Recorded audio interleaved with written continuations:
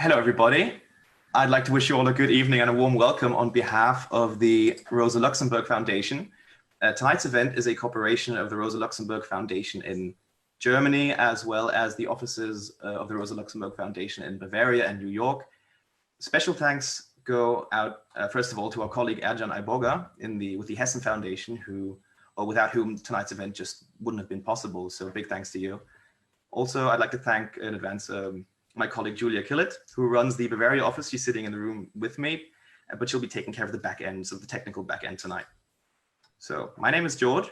I'm a student of English, and I'm involved with the Bavaria Foundation in the area of climate policy.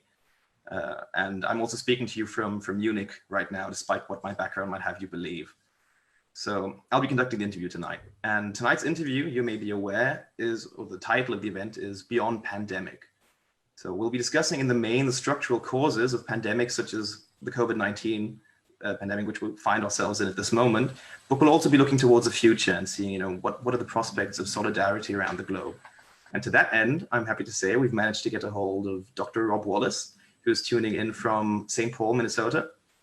Now, I'll introduce Rob briefly. He is an evolutionary epidemiologist and public health geographer with the Agroecology and Rural Economics Research Corps, as well as a visiting scholar at the Institute for Global Studies at the University of Minnesota. He has consulted, among others, for the Food and Agriculture Organization of the United Nations, as well as the Center for Disease Control and Prevention. He's also the author of several books, most recently this one, called Big Farms Make Big Flu, set to be published soon as well in German translation, as well as the forthcoming Dead Epidemiologists, which deals specifically with the COVID-19 pandemic. Having spent some time over the last few days reading Big Farms Make Big Flu, I can say that Rob's writing is informative, but also rather provocative and polemic and surprisingly literary. So I do encourage everyone watching to get their hands on one of Rob's books. They really are a joy to read. And I will leave it at that with praise. Rob, thank you for being our guest tonight. It is great to have you. It's a pleasure to be here. Thank you very much for having me. Mm-hmm. Great. So, Rob, before we get down to brass tacks, I'd like to ask how you've been doing over the last few months. A great many lives have been thrown into disarray, as we all know, and I imagine that you yourself have been rather caught up in all these events. Yeah, well, on a professional level, my work tends to be counter-cyclical in the sense of when things are going well, and you can put well in quotes because the state of the world isn't that great. There isn't a lot of as much emphasis on pandemic, and when some terrible outbreak like this happens, and all of a sudden, and often there's a sense of things being a little bit too late, my work becomes more on center stage. So there is that kind of a professional clash, I guess, in terms of being grateful to be able to help out, but also a sense of frustration in that the chicken has, or the horse has left the barn, as we say here, and it's already out and about.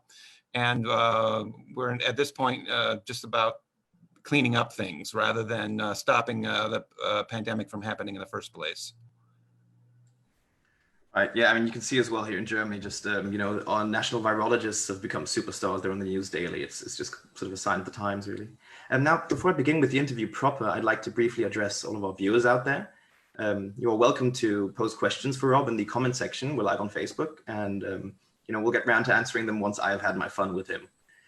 So then let's get into it, shall we? Rob, the media has spoken a great deal of the spread of the virus over the last few months, as well as all sorts of medical and virological dimensions. But something that has been talked about very little are the structural causes of the virus. So, I mean, to an extent, a certain bat traced to an exotic food market in Wuhan is mentioned, but that's about it. You have been researching this issue, on the other hand, for quite some time. I'd like to ask you, what are your conclusions and what trends have you been able to make out there? Well, it's understandable. Like every one of these outbreaks that come out, particularly since the turn of the century, kinds of sent us running to our search engines to look up the particularities of each virus. At the century's turn, we had H5N1, the influenza. We've had SARS-1, we've had MERS, we've had H1N1 2009 that did indeed go pandemic. We've had Ebola in Africa. spill over from merely being something that takes out a village of two to infecting 35,000 people. Then there's Zika. Last year, we had our eyes on African swine fever that had arrived in China and worried us. And of course, the coronaviruses that were circulating all that time. So SARS-2 comes up, we're worried about it, does go pandemic, and we're so focused on the emergency aspect of it, and that's totally understandable because it is indeed an emergency. But what that does, it engenders a kind of a false dichotomy, a kind of false comparison between the emergency of the moment and the structural causes for why these pathogens are emerging one after the other. And I think what happens is that we kind of lose sight of the various political and ecosystemic actors that got into position before the outbreak actually began. What that focus on the emergency does is that it basically takes the air out of the room. There's no ways and means by which to talk about the structural causes. And our group has switched over to focusing more on those things, although obviously we keep abreast of the emergency aspects and the virology and the immunology and all that. All those things are important and should be addressed together. But ultimately, it all comes, in our mind, down to some aspect of land use. Basically, wildlife, where many of the new pathogens emerge out of, is increasingly being decimated. So in some sense, you want to get rid of potential pandemics, get rid of all the wildlife. Of course, that's not a solution. We would end up basically destroying the ecosystems upon which we all depend. But we are doing that by dint of our economies. In essence, a capitalist economy basically rewards profits at the expense of everything else. All the other damage that accrues out of commodity production is externalized. And so, in essence, engaging in that kind of alienation to land and to labor has positioned us in a place where multiple strains are beginning to spill over from wildlife and the livestock that we're raising in their place into humans. And by virtue of our integrated travel networks, a pathogen that might spill out of a bat in Africa or in central China is able to make its way human to human into a local regional capital and then onto the global travel networks. So, from central China to Miami Beach in a couple of weeks. Right. So you've already mentioned quite a few interesting aspects there. I was wondering, could you maybe just flesh out what role the agricultural industry plays in all this? For instance, as regards to, as you said, deforestation and the elimination of habitats, animal husbandry, that sort of thing. Right. Well, one of the awful benefits of having a variety of pathogens emerge one after the other is that we, despite the fact that they're all quite different from each other, although they are, for the most part, RNA viruses, they attack by different modes of transmission, they induce different clinical courses. But despite the fact they are very different in that way, by seeing them emerge one after another in this century, our group converged on a kind of a model of thinking about it that allows us to better grasp and how, in fact, they are quite similar to each other. And we view it as a kind of increasingly capitalized circuits of production. So as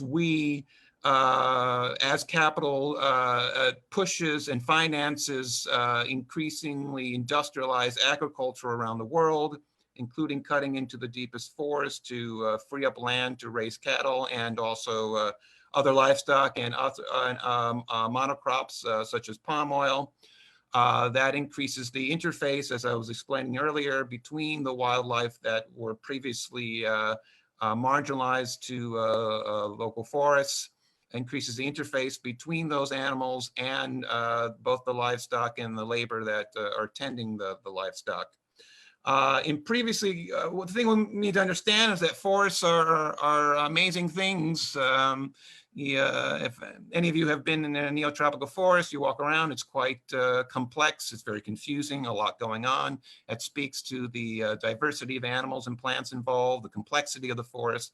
And the complexity isn't just this epiphenomenon, kind of an emergent property of the forest overall. It actually engages in some work, if I may anthropomorphize here a little bit. Obviously, it's not a conscious being, but in the course of all those complex interactions, in essence, boxes in some of the more deadly pathogens. It's very hard for a pathogen in the forest to line up a whole bunch of hosts to go host to host and out of the forest and onto the human global travel network. It's basically boxed in by the complex relationships of all the animals and plants in there. What happens is when we deforest and we, in essence, smooth out the complexity of the forest in such a way that pathogens are now able to, those that don't die out, and some will because their hosts are decimated by our interventions, our deforestation. Some hosts actually do quite well under those circumstances. So here in the United States, the example of the geese here in the along the Gulf of Mexico are where many geese species would overwinter along the wetlands of the Gulf of Mexico. That was all destroyed, turned into parking lots and malls. But these geese didn't just roll over and die. They are behaviorally plastic. They made the decision. They saw, my, look at all that food being grown up as far as north as Minnesota here. And so they behaviorally switched options and began to overwinter in our farmland as far north as here. And so their populations actually increased in such a way that when they went back up to Canada for the summer, there were so many of them that they, in essence, destroyed the environment because there were so many of them. But geese are one source of the avian influenzas that are spilling over into poultry and hog. And that's one example. The second example is that of bats in Africa. As our group got in some little bit trouble by calling the Ebola Makona strain that emerged in 2013 in West Africa. We call it the neoliberal Ebola because our focus, again, is not on the virus itself specifically, but the context in which that Ebola emerged. The virus itself, genetically not that different, clinical course very much the same, epidemiologically not that different from the strains that had spilled over previously. Those strains might previously would hit a village or two or knock or kill a bunch of troops of guerrillas, and a terrible thing, case fatality rates coming in at 90% or more. But here, all of a sudden, this, in essence, something of the same virus spills over and infects 35,000 people, as I said previously, kills 11,000 people, leaving bodies in the streets of regional capitals. How did that happen? What happened? And our group's take on it, we pinned it in part to the palm oil plantations that are increasingly becoming more industrialized, more highly capitalized in West Africa, encroaching into local forests. And the bats, many of the frugivore bats, insectivore bats there are natural reservoirs for Ebola. Like the geese before, they didn't just roll over and die. They behaviorally adjusted and actually became attracted to the new palm oil plantations. I mean, what's not to like? There's a lot of space to fly from your roosting sites to your foraging sites. There aren't that many predators. And so you have an increasing interface between the Ebolas that these bats are carrying and the humans tending the plantations. So increasing rate of transmission, increasing rate of diversity of Ebola spilling over. And as labor there has become more proletarianized along a kind of what's called cycle migration, in which they go to this, many working people go to the city to work for as much of the year, then come back to help their families with the harvest. So there's your mechanism by which a previously marginalized Ebola can more easily spill over into humans, and then by virtue of the change in the nature of the economic geography, with more labor moving back and forth between city and the rural areas, Then we have a straight shot from the deepest West Africa neotropical forest right into the regional capitals. So there's an example in which on one end, we have some of those pathogens that are directly spilling over into humans right at the wildlife end of it, deep in the forest. So you have some pathogens doing that, but other pathogens are doing it differently. On the other end of the circuit of production, closer to the cities, you have large plots of industrial farms for growing hog and poultry and other livestock that are close to there. So some pathogens that are circulating among livestock direct there, particularly at that concentrations of animals, are being able to spill over direct from there. So some of the influenzas come to mind: avian influenza, swine flu, the H1N1 2009 virus that went pandemic emerged just outside of Mexico City in a suddenly industrialized hog operations. We got in trouble for calling that disease the NAFTA flu after the North American Free Trade Agreement. And in 94, when that was implemented, basically American companies meat dump onto the Mexican market, destroy the Mexican domestic hog market in such a way that you either had to get big or get out in order to compete with the new American subsidiaries that were coming into Mexico after the trade agreement. And so the foundational way in which hog was produced shifted to the point that suddenly we have an increase in the diversity of hog influenzas that are developing. And then suddenly one goes human to human and makes its way around the world. We didn't think so much, although we were very much concerned. If we remember that time, it didn't go as virulent as we thought, but it did go, did indeed kill 500,000 people that first year. So it did kill more people than many of us might remember. So that's that end of it. In terms of closer to the the urban side of it. And then there are pathogens in the middle of I'm sorry if it's a long answer, but this is getting at the meat of the matter right away. But there are some pathogens that are more circulating in the middle there. So indeed, these coronaviruses have a much more complex journey going from their wildlife reservoirs to human. Since SARS-1, a lot of work has been done in terms of identifying the various coronaviruses and various bat species across Central and South China. And a lot of work done on that. And but this particular one, SARS-2, that's the virus that's causing COVID-19. The genetics indicate some sort of recombinant event with a coronavirus that had been circulating in pangolin. That's a kind of anteater-like mammal that is very popular in some countries for traditional medicine, but also increasingly showing up on fine dining menus. So there's a huge trade in it, even though it's an endangered species, and increasing efforts to try to farm them, although that's very difficult. So what we have here is that kind of divide that we have in our minds, and has been perpetuated in much of the media, of the difference between industrial agriculture and wild foods. That the distinction's becoming much more mushy as capital comes in.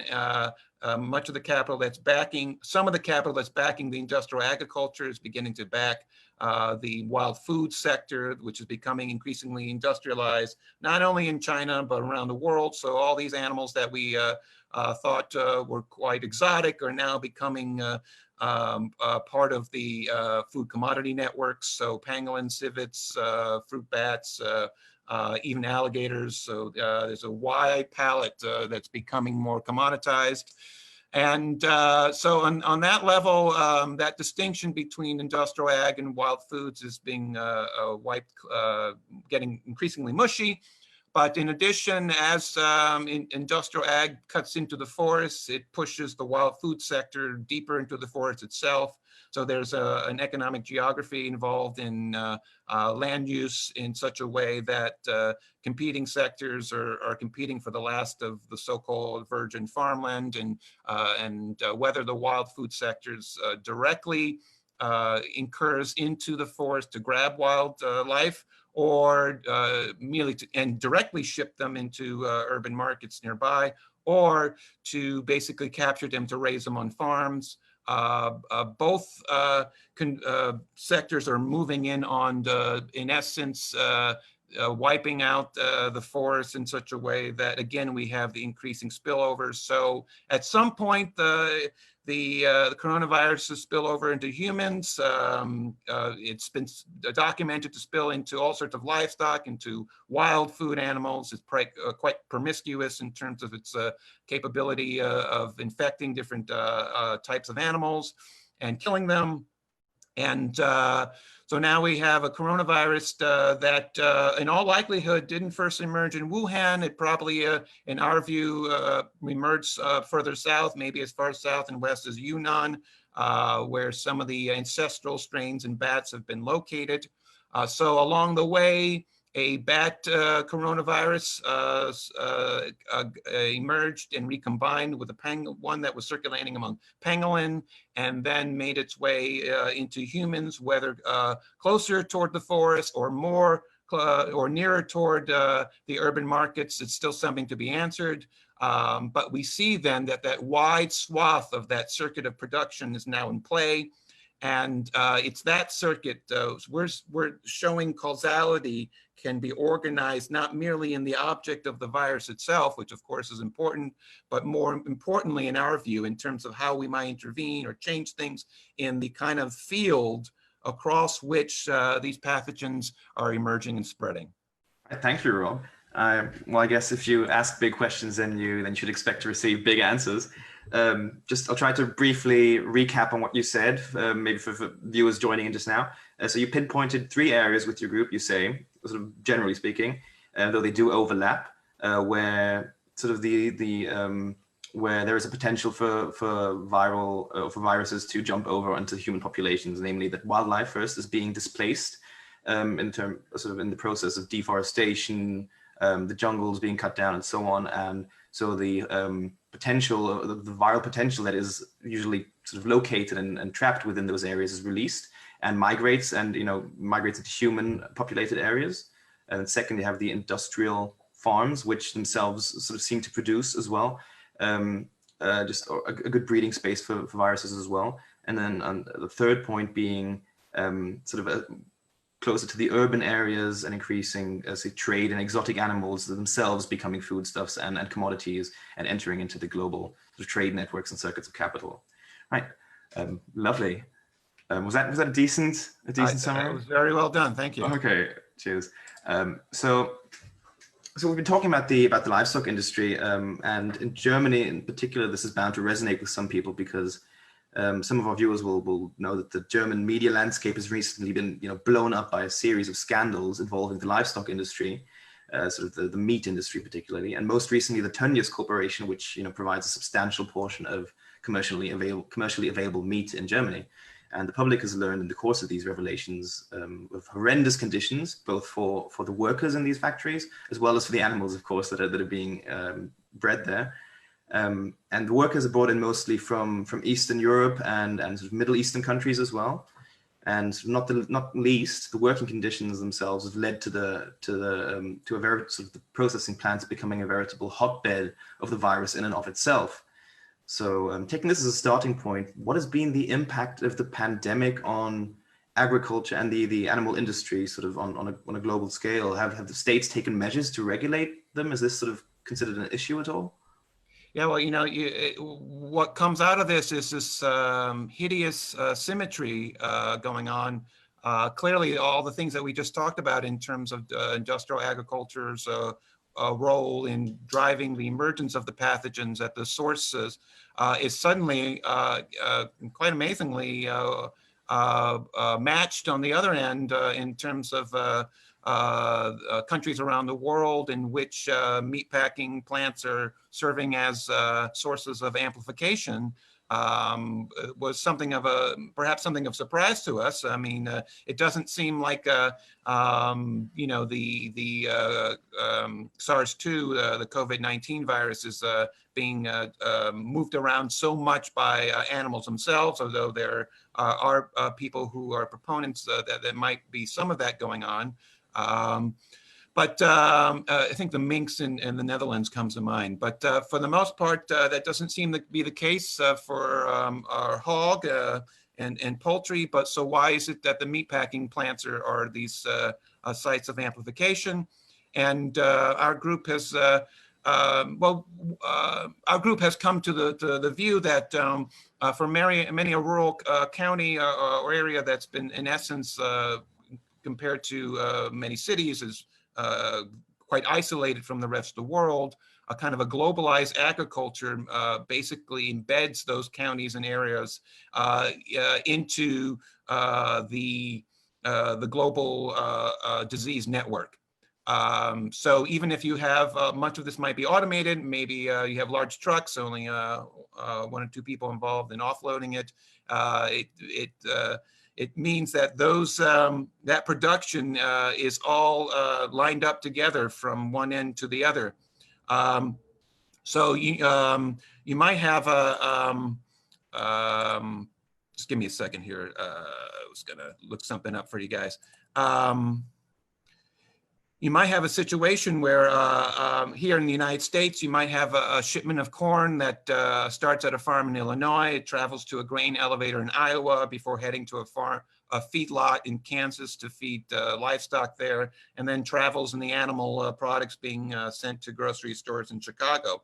And so however mechanized, people are interacting along the way. So these food commodities are the means by which these most isolated to rural areas are in fact linked into the global epidemiologies. So, you know, while that at first might seem something of a shock, on retrospect, that seems quite the case. Now, of course, agriculture, particularly industrial agriculture, is a classic example of racial capitalism, by which some of the most dangerous jobs are aligned with state power that are not aligned with state power. You know, typically police across the certainly in the Western world, it's racialized. It's racialized in the direction of white policemen keeping everybody else in line. But for other jobs that are very dangerous, particularly in the agricultural field, Blacks and Latinos here in the United States, but immigrants elsewhere, racialization isn't merely a global North, global South divide. There's also within Europe itself, there's a racialized notion of dangerous jobs, certainly between Western Europe and Eastern Europe. A lot of the most dangerous, the kind of Eastern Europe post-1989 served as the kind of frontier for some of the most industrialized agricultural production and meatpacking.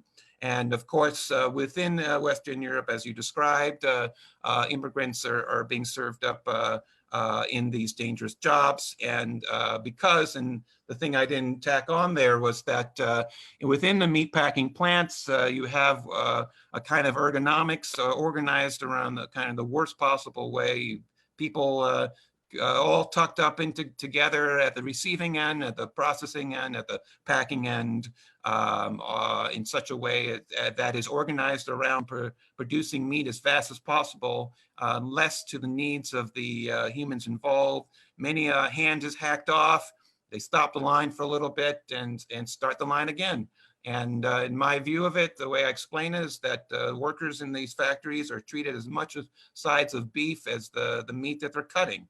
And so, and it really, if you really want to get a handle on how much Western or global North industrial production depends on that cheap labor, there have been various calls since then to automate that production. But there's also been warning that if they were to do so, they would increase the prices of chicken that's sold at the store. Now, if you think, yeah, you're reducing your labor costs, by getting rid of workers, but somehow the price is going to go up. And that really speaks in part to the extent to which the sector relied on cheap labor. And here in the United States, many of the labor practices across sector, not only in agriculture, but elsewhere, there's been a lot of research dedicated to the means by which some of the labor discipline practices that were developed under slavery were folded over into industrial production. And so agriculture is, and that's, the US model. It was subsequently exported around the world, including Europe. So in essence, you're engaged in practices that were born out of American slavery. Right. Yeah. And I mean, have you seen any sort of positive developments in that area? Is anything being done to counteract, say, these working conditions, these work environments that are now coming to light? Well, yes. I mean, there are many many organizations that have developed out of that. Well, here, coming out of the 1980s, those jobs. Well, let me step back even further. Back to the 60s, there was a lot of push, kind of a reiteration of the work that Upton Sinclair did during the turn of the century about how horrible the conditions were there and how terrible the meat was. So in essence, there was an attempt to inspire a bourgeois revolt against the meatpacking plant that also allowed a kind of opening for unionizing these plants and producing better conditions. You produce better conditions for workers, then you don't crap up the meat, and then consumers can eat with confidence. But since the 80s, there's been a rollback in that, an attempt to, in essence, de-unionize these places.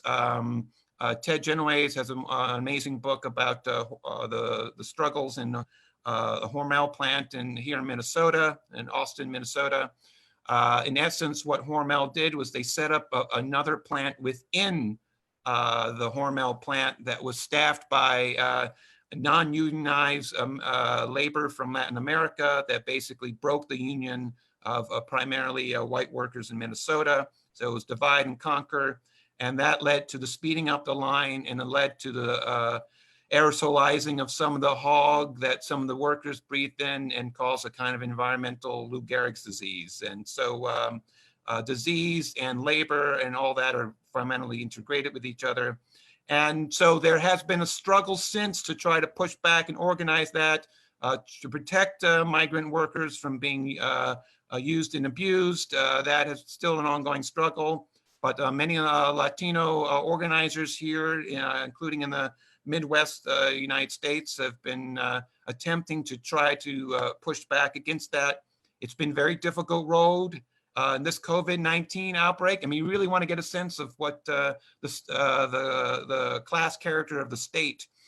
You had two governors that come to mind here, one in Nebraska, one in Iowa, who basically, when workers basically walked off the job and in essence, the factories were forced to close because of the COVID concentrations. Well, they wanted to open up again. And this is where Trump's use of the Defense Production Act to not produce protective equipment for nurses, but to actually force meatpacking plants to reopen to produce meat. Well, the workers who had basically were making decisions about whether or not to return were in essence forced to by the fact that these two governors had said that those workers were not allowed to get unemployment insurance. So clearly, it's a whip in the hand goes beyond merely a piece of leather. I mean, this extends into people's lives. You don't have an opportunity to support your family. You're forced back into the factory where the infections continue. So that's where we are right now. There are attempts at developing a kind of boycott against big meat along these lines. But in addition, there has to be an alternate means of meat production. So somehow we have to, in essence, I know we need to wrap up here, but somehow we need to, in essence, exit out of the industrial ag production program, which is not so much about producing food, it's about producing profits. And we need to reconnect the means by which we produce food, move away from an industrial production to a more natural economy in which we account for the fact that these animals and plants that we grow have life cycles, and that the communities in which they're grown in aren't just dumping grounds, they're not zones of sacrifice, and that the money that's produced out of selling food needs to be able to circulate locally in such a way that communities can socially reproduce themselves from one generation to the next. I'm glad you took that extra bit of time at the end there to sort of formulate, sort of to gesture towards, a positive vision of where we need to be going. That is indeed very important. Touching on what you said earlier about, these developments through the 80s and how things, sort of maybe took a downward turn from that decade onwards, shifting the focus slightly, using that as a springboard. Two of the nations which have been hit hardest by the virus, by this current epidemic have been the USA, and in Europe, the United Kingdom as well now. Why have these states, do you think, been sort of especially unprepared for the COVID-19 epidemic? Does it have anything to do with developments that sort of maybe came to a head in that time? Or, is it because they just both speak English in those countries? Yeah, well, there's a lot I want to say to all this, so I'm trying to get my thoughts organized here. I would say, on the one hand, if you look at the top 5 COVID countries right now, it's basically US, Brazil, Russia, United Kingdom, and I'm missing one there, but they're all rightist regimes. And so, in that case, the state is organized around not just theft, meaning expropriating labor and land but also an abandonment of what the capitalist state ostensibly pretends itself to be, which is a means by which to socially reproduce the population and labor necessary to exploit it. And we see it turn toward there is an incompetence engaged in all this, but it's not about merely personalities. It's in essence, as the cycles of accumulation decline and fall apart, you have rightists emerge offering fascism as a means by which labor that has been destroyed can find its feet. That's what fascism is. They throw a uniform in you and you could troop around and feel good about yourself. And in essence, punching down on populations, including immigrants, who are suffering the worst of this COVID outbreaks. You want to blame them for this? And it allows, but in the end, it has nothing to do with, engaging in public health and attempting to prepare a population for this. There's no sensibility or episteme or means by which to think through what the nature of the state is other than to steal and destroy. As far as the US and America goes, these problems were percolating before Trump and Bojo. You have, in essence, as you were getting at, yes, going back 40 years, the kind of the pushback against the Keynesian kind of economy, of state helping out. Now we have, in essence, neoliberalism that is, in essence, we use the state to help the rich get richer, and in essence, even the very means by which we supported the general population before becomes just another means by which to make a buck. So you take public health, you neglect it, and you spin it off as something to privatize. And so we're down to a point where public health here in the United States, but in some ways increasingly in the UK, is in essence only at the point of individual care by a medical doctor, and that's for those of you who have health insurance. Here in the United States, even post Obamacare, 28 million without health insurance, 24 million more with underinsured. I mean, how is anyone to be able to deal with a possible COVID infection? And so you have a situation where I think the great example early on was the medical products salesman came back from China, did the right thing. He had some really terrible Obamacare He took the chance that he was going to be stuck with a charge for this, but he did the right thing. He was concerned for his family, for his community. He went in to get tested. A whole battery of tests that proved that he wasn't infected, if I remember correctly. But they also stuck him a bill with $3,000 US. And that's the kind of thing that does not encourage people to cooperate and go in for testing if we have to pay for it. The testing here is awful. They weren't prepared for anything. I mean, I can go on and on. I mean, it's a difficult thing to watch and quite extraordinary to see, in essence, a failed nation state. Trump made a lot of hay at the beginning of his administration by calling particular countries around the world, including in Africa, shithole countries. But then you have some countries in Africa who are on the cutting edge of providing tests for their populations in a matter of hours, while if you can get an infection test here, it can take up to as long as 10 days. And that's quite a reversal on the global stage. You have Cuba sending doctors to a NATO country, Italy, Senegal with their 4-hour tests. You've got Vietnam sending England millions of masks. This is quite a role reversal, which the global South is, in essence, in some parts of the global South, that maintain the strange notion that governance should be about helping your population, which is apparently a wild idea. They were able to, in essence, even though Vietnam right up against China, nip their outbreak in the bud early on, because governance is about public health and safety. And here in the United States, and increasingly in the UK, it's a means by which to make a buck. And so now you completely caught off guard, unable to. It isn't just the mere incompetence of Trump and his stooges.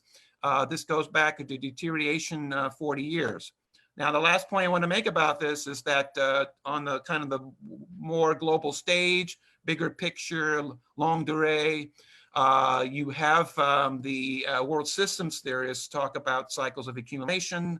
In essence, England and the US are on the far side of their cycles of accumulation. In essence, they're taking, in the classic Marx term, they're taking capital and turning it back to money. And so, in other words, they're cashing out. So the capitalists here are abandoning the state or the empire in order to get squeeze their last bit of money. Why is that of concern? Well, only in the sense of that post-World War II, the United States took upon itself as still on the front end of its accumulation to basically continue the world capitalist system to the benefit of all bourgeois across the world, including cleaning up the pandemics that emerged from capitalist production. So that's why the CDC here was integral in sending teams around the world to scotch outbreaks block outbreaks from happening from when they began. But this last round, not only did we not send anything or were able to intervene, but we can't even intervene for ourselves. Which is really it's really quite shocking to see such a precipitous decline in the American role in terms of controlling and supervising the capitalist world system. China, on the other hand, apparently is on its front end of its cycle of accumulation.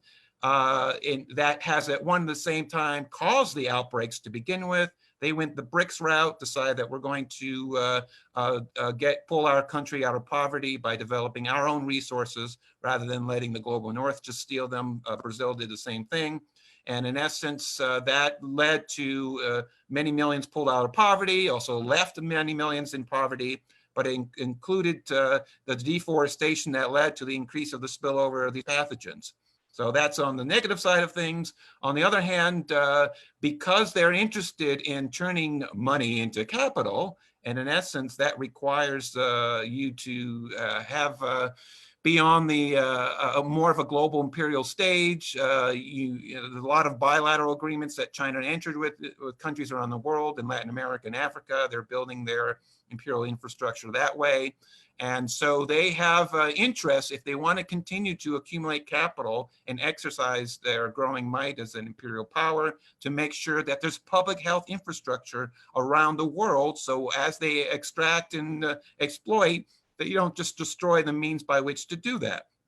Now, that may not work out for anybody, because now we're in a place, and I'll wrap up here, we're in a place where those cycles of accumulation may not be able to be done anymore, because we're coming against various ecological precipices that can't support that model of social reproduction. Thanks, Rob.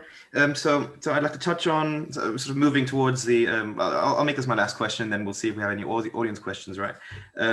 So I mean, you've described sort of the cycles of capital and so on, and how they're reaching their limits. And I'd like to switch now to a view of us as agents. People. The population as agents of their own fates. So.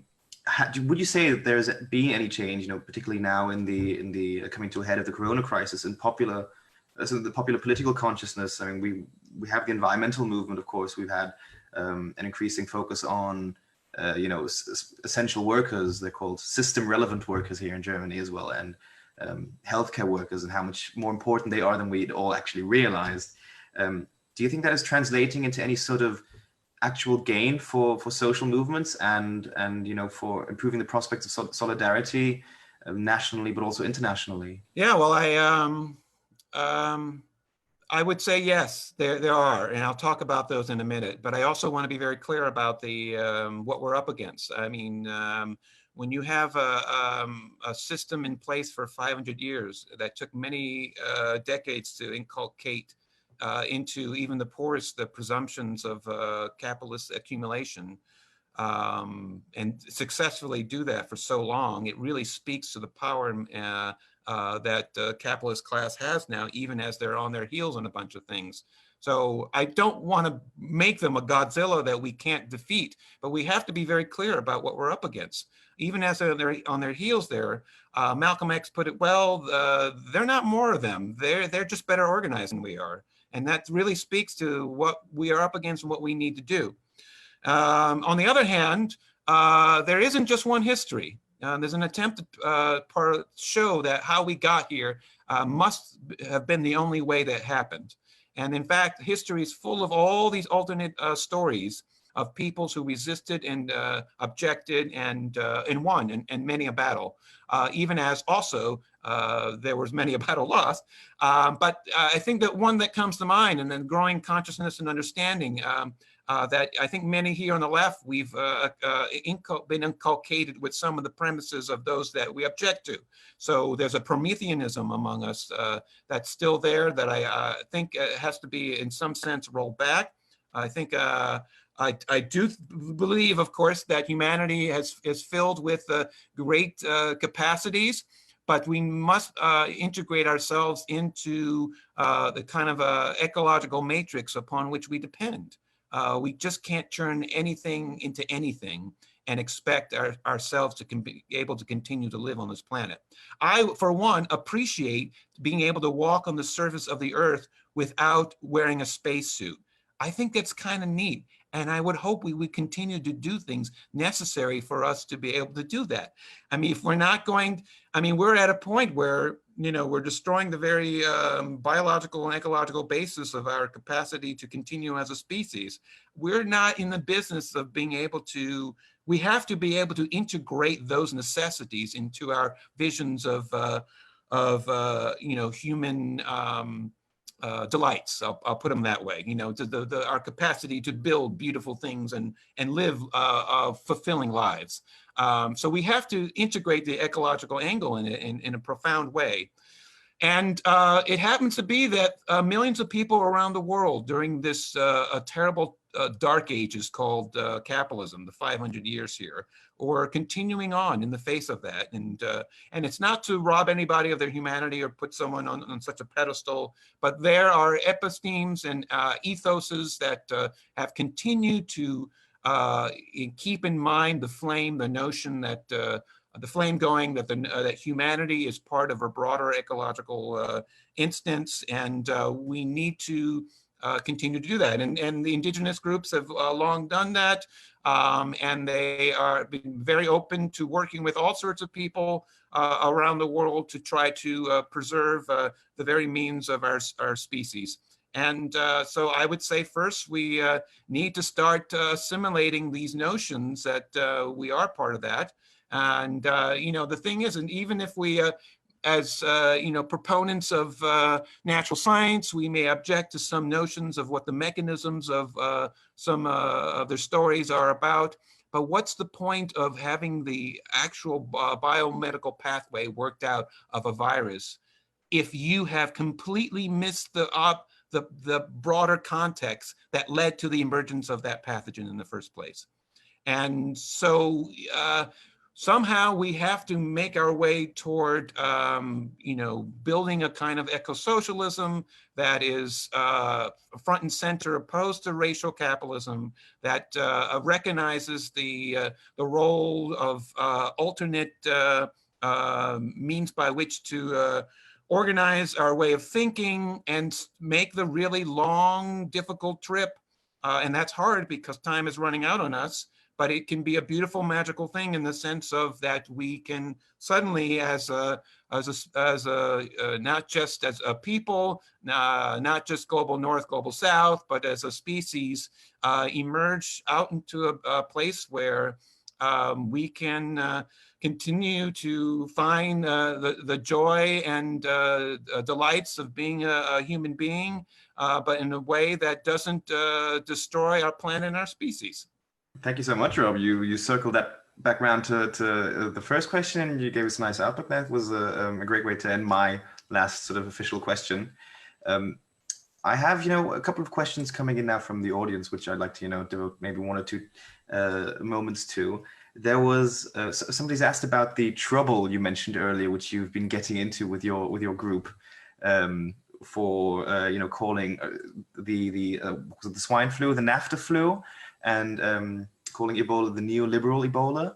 So, I mean, and could you sort of maybe elaborate on that trouble? And I guess who is giving you trouble, and what is the nature of that trouble? Sure. I mean, I can speak of. Some of it is collateral damage. Some of it's more specific. I was a contracted as geography professor, University of Minnesota. My contract wasn't renewed. This is during a time in 2009 in which I was openly speaking up about NAFTA flu. This is Minnesota is an agribusiness state. The universities here, though they're public, increasingly have lost their public financing and moved toward trying to develop funding elsewhere. So a lot of the labs here are now more agribusiness R&D, along with the administrative support for that. And, there's no smoking gun on that. No one left a head of a hog at the end of my bed, mafia style, but Minnesota style here, they don't return your calls and such like that. So there's one example. As far as I did some contract work for the Food and Agriculture Organization, treated very well. This was at a time, though, that FAO was getting some gobs of money because the world was disturbed by H5N1, and they never give research money to FAO. They had some, they were able to do that, and H5N1 was in essence solved as a political problem, even though it continues to circulate, and many, as we've seen since, many pathogens continue to move around. FAO itself is being subjected to agribusiness lobbying. There are lobbyists in the hallways in Rome there, and so even we might think of that only solely as in our state capitals, but that is increasingly the case. Certainly, WHO has a budget collapse, and now it takes Gates money and other philanthro capitalism and has directed its efforts more toward diseases that their money bags would rather than work on at the expense of other diseases that maybe they should be working on. So this is a broader political economy. It's not merely about me or my group. It has to do, in part, why I called it Dead Epidemiologist. You know, it's not my next book. I didn't call it, you know, in part because, I mean, to an individual, many of these people are brave and brilliant beyond belief. You know, you have, you know, the pictures of them, many epidemiologists, all dressed up in biosafety lab equipment going into the caves, which is quite frightening if you think about it, because didn't we just say we wanted to be able to walk on an Earth without a spacesuit, right? So you see these guys, men and women in spacesuits about to enter a cave. You're like, oh, this is not a good that's happening. But, you know, brave and beyond brilliant, they find, you know, are able to take, which must be a fun time for all. They take throat and anal swabs of bats, and then are able to, you know, isolate coronaviruses and such. But all that effort, in essence, in a context, in a model that focuses on the viruses as an object, and to think that, and to focus on the GPS coordinates at which diseases spill over. And that focus, in essence, allows them to blame indigenous groups and smallholders for local deforestation without thinking about the more relational geographies by which more broad-based deforestation development happens. This is why our group thinks that places like New York and London and Hong Kong and Berlin, which is the centers of capital, are in essence the worst disease hotspots, because they are providing the financing that driving the deforestation places around the world, leading to the spillover of these diseases. Now you can see why I would get in trouble for something like that, right? Yeah, I think it is probably a little too close to home for some of these bigger organizations and institutions in that case. Right. So another question I'd like to, you know, which has been passed on to me. These are sort of, you know, less structured, obviously. So I'll try to, you know, rephrase them. There's been a lot of research, asks Rose here, being done on increasing resistance to antibiotics. And sort of, I guess the question there being is, you know, what is the connection to the structures and processes which you describe? You know, where does this sort of, yeah, the increasing resistance to antibiotics figure into this whole thing? Yeah, absolutely. I mean, you know, that's the bacterial side of the equation here. I mean, much of what I was talking about is the viral side. Antibiotics don't address viruses. There are attempts to use vaccines. There are antivirals for the stuff, but the antibiotic resistance has been explosive, and attempts, particularly centered in Europe, to reduce use of that. It's just another way. What they end up doing is basically pushing off that kind of use of it elsewhere around the world. So Marius Gilbert's group out of Belgium mapped out the antibiotic use, probably projecting out forward to 2030. And it's even as Europe and elsewhere, including the United States, start to roll back its use of it. Globally speaking, the use is actually going to be increasing. So we find ourselves in a deep hole for this, because obviously, if we're using, and they're used in for cosmetic purposes. You know, in essence, the antibiotic resistance is about not about any one particular disease that an animal might get. It's they're typically used prophylactically to try to keep the animals clear of whatever pathogen or bacteria might emerge there. And they're used in like, you know, I think in the United States, we're talking like 27 million tons at some point. I mean, just obscene amounts of it, by far beyond what's used in humans. Obviously, if the resistance develops there, then they can't be used in humans. And we are completely brought before the age of medicine, and we're back to that. And it would be a terrible, awful thing. They continue to fail time and again. But to answer Rosie's question, I mean, it really is, you know, foundationally hand in glove there, because what is the point of livestock production? They're in essence and externalizing all the costs of production onto everybody else, right? I mean, if you want to design a system that produces the most dangerous bacteria and the most dangerous viruses, you look at how it's being done right now, right? You have livestock, you want to put 15,000 turkeys that are pretty much genetically the same together, and you basically destroy the immune fire breaks that you would need in there to keep a pathogen from moving about. Because, you know, if all the immune systems are pretty much the same genetically speaking, then and the pathogen that figures out one bird in that barn has figured them all out in that barn, and or the barn over there or the barn next to it. So, you know, some barns are coming in at 250,000 layers, egg layers, and I mean, you're looking at numbers extraordinary. So you're packing in all these birds. So, you know, it used to be if you're a virus, there's a price on being a badass. You can't be too virulent. If you kill your host too fast, and then the next host, you may not be able to get into the next host. But if you pile them all in there, the next body's right there. So it selects for those strains that burn through as many of the bird hosts as possible. So selecting for virulence, you don't have immune fire breaks. You don't allow your birds and livestock to reproduce on site. All the breeding is done at the grandparent level offshore, largely for morphometric characteristics, fast growth, bigger breasts and such. And so let's say if a barn does get torched, and I've seen pictures of those for H5N1, a couple stragglers still, maybe they're not killed yet, but maybe they have some weird genetic quirk that allow them to survive the outbreak. You know, we should use those birds as the progenitors for the next generation. That's in essence using natural selection as an ecosystem service in our benefit.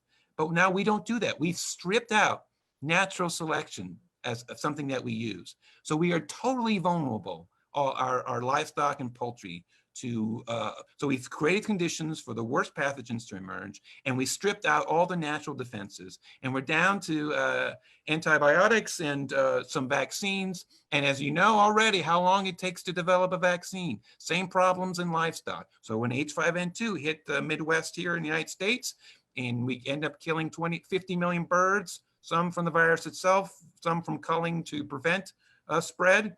They never got the vaccine out during the time of the outbreak itself. So in essence, well, who pays the cost for that? Well, everybody else does. The state, the consumer, the worker, the livestock themselves, the wild animals for any spillover that happens. And the companies have basically built their system like that from scratch. There was a book by Christopher Leonard, Wall Street Journal reporter, in which he describes how Tyson chickens here in the United States basically remodeled their business model around exactly this problem. Because they don't own everything. They don't vertically, we have this notion that the entire sector is vertically integrated, meaning the companies own everything from the eggs all the way through processing and delivery. But there's one aspect in the chain in which they've, for largely, have spun off. And that's the thing we think of as farming, and that is the growing out of the birds. Why would they do that? Why would they somehow all of a sudden contract with these independent contractors? Because they figured out 40 years ago, they looked at their balance sheet and saw all the diseases that emerge out of concentrating them so much, and all the stress morbidities that came from the animals pecking each other. Like putting 250,000 birds together, the birds don't like it, it's a terrible thing. So they saw this was a money loser for them. So they spun that out to contractors who are on the hook for growing their company birds at the company specifications, using company grain, using company barns in the way of doing it, but they will catch the loss if some dangers happen. So this worked beautifully in 2015. I'll finish up here. And when H5N2 came here in the Midwest, in the barns in which the virus directly killed the birds, the contract farmers were on the hook for it. There's no disease insurance, so they had to absorb the loss.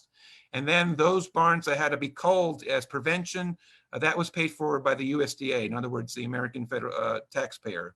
And so the companies themselves didn't actually have to pay much for this. And in other words, the system worked beautifully for them. And I think that would account for the antibiotic resistance. I mean, there's been consumer pushback on this, but there are, that is largely at the level of the global north. And as I said, the Global South, its use continues on. Right, Rob. I'll make that the last official question for tonight. Would you like to offer anything in the way of a closing statement? I mean, you've already explored so many of these aspects, and what you said earlier was great. But I don't know, is there anything that's on your mind right now that you'd like to? I'll make it brief. Yeah, I'll go say ahead. this, that yeah, too much already. I'll just say that despite all the terrible things that we've mapped out here, I think we have an incredible opportunity to be able to push back and to find allies in all sorts of different places. George and I were just talking about this earlier, that before we got on here, that people that we may not always agree with on certain things. For me, I'm not an animal rights activist. I'm not a vegan, though people should eat more vegetables and we should eat less meat. I get that part for sure. And but I really think that we are in a place where we're looking upon the same object together. And we're seeing that this mode of production needs to be, in essence, ended. Agribusiness must be ended, and something else needs to be replaced that can indeed feed everybody. We're perfectly capable of doing that. And whether or not we object to it on animal rights grounds, whether or not we object to it, I came to agriculture through the back door because I saw, in terms of the epidemiology, we have a system that's going to, in essence, select a virus that kills 1 billion people. I don't think we want to have that happen. But I think there's a change in consciousness, a change of understanding, a growing sense that neoliberalism is if not on its not dying, and it's certainly been punched back a bit.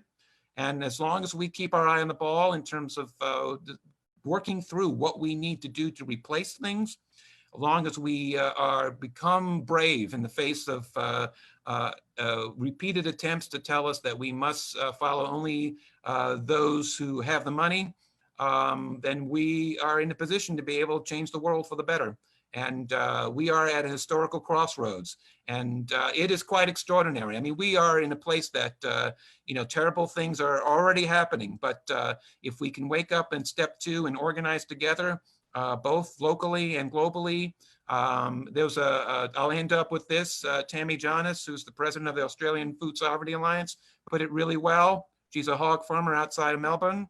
And she said basically that she believes that internationalism will defeat globalism. And I think that sensibility is what we need front and center. We need to ally ourselves with our brothers and sisters in the Global South, among indigenous groups, among all racial groups, and we can defeat those who brought upon us this terrible pandemic and climate change. Thank you for those inspiring words to finish off, Rob. And with that, I'm sad to say we've reached the end of tonight's conversation. I want to thank you, Rob. I want to thank all our colleagues at the Rosa Luxemburg Foundation offices in New York and Berlin, as well as the ones mentioned earlier. The Rosa Luxemburg Foundation will continue to explore the issues discussed tonight. Our climate and capitalism series is continuing. For that, head up our website, www.rosalux.de, or the New York website, or whichever of the ones is closest to you. We have more events coming up. And so I wish all of our viewers tonight a good evening or a good day, depending on where you're watching from.